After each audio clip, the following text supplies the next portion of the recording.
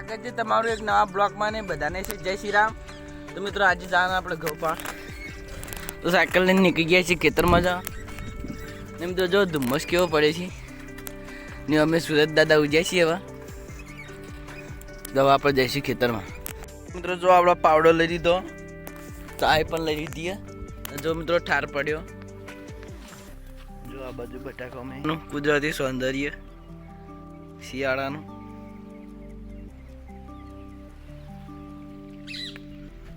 આપણા ખેતર જો મિત્રો આપણો મોટર ચાલુ કરી દેવો અને આપણે પેલો પાણી પણ ચાલુ થઈ જાય.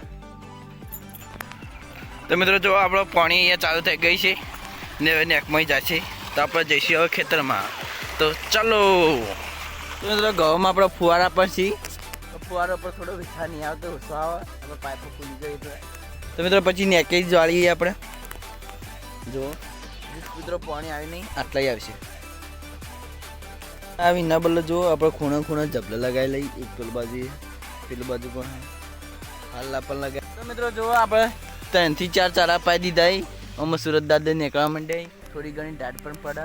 અને મિત્રો હામાં આપણે રનિંગ કરવા ગયા હતા એટલે ફોન તો ઘેર આવીને ચાચીમાં મેચ જ નહોતો, ડાયરેક્ટ ઘઉં પાવા આવી ગયો.